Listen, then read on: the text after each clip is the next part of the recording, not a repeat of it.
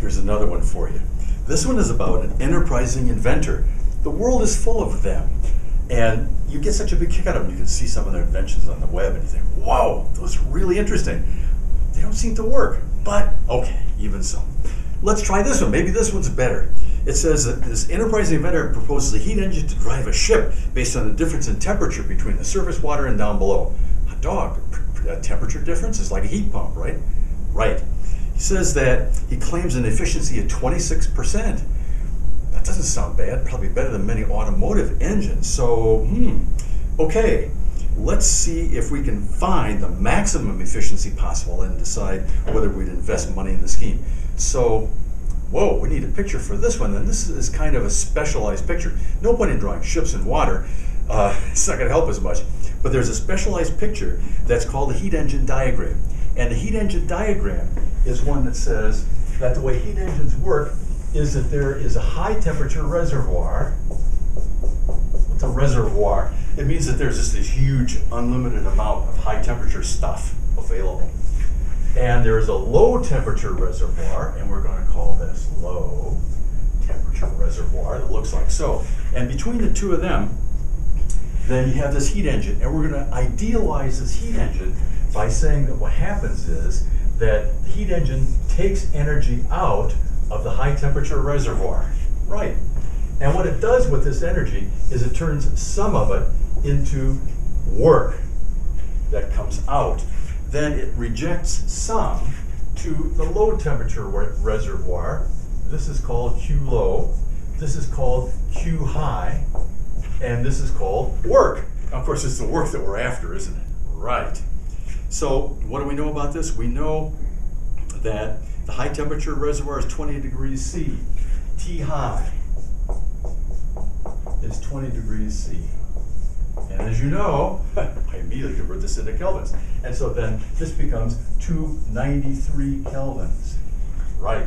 T low, it says, is 6 degrees C. And this is 279 kelvins. Right. Now that's all that this problem tells us. It's like, oh, gee, how can we make a decision based on this? There's some really nice equations that work for us in thermodynamics. First one talks about efficiency. And it says that the efficiency is nothing other than the work that you can get out of this thing divided by the amount of heat energy you take out of the high temperature reservoir, W over QH. Terrific. If you had an efficiency of 1, which is 100%, then you'd say all of the work that you take, all the heat energy you take out of the high temperature reservoir turns into work. That would be really nice. Doesn't seem to happen though. Second law of thermodynamics says that's not a good possibility. You always have to reject some to Q low. Okay. Now, of course, our problem here is that we don't really know the W or the Q high, so that's not going to help us. And what we're after is, after all, the maximum efficiency possible.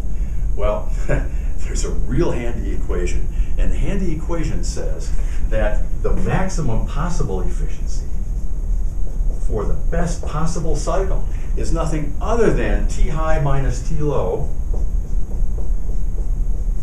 divided by T high. So, oh my gosh, it's that easy? Yeah, this was something which was figured out by this young French engineer whose name was Sadi Carnot. Carnot figured this out. Wonderful thing. This is 1 minus T low over T high. Well, of course, we know T high and T low. So can we then find that out? Yeah. This says that the maximum possible efficiency is equal to 1 minus 279 divided by 293. These are both in kelvins, so the units cancel out. This is just a pure number, and what it says is the pure number is 0.0478.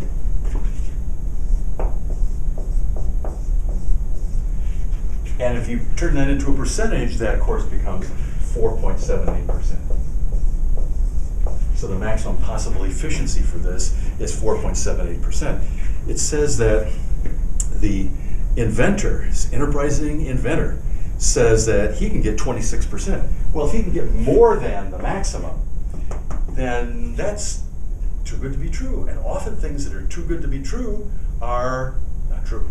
So therefore, 4.78%, way less than the 26% he claims. This is a scam. Don't invest. Okay. Now I got to tell you something, that there is a little thing that goes on here that was maybe subtle. Let's make it less than subtle.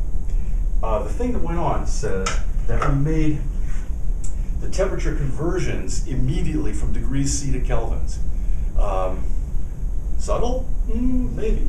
But suppose you make, I'm going to call this a frequently observed error.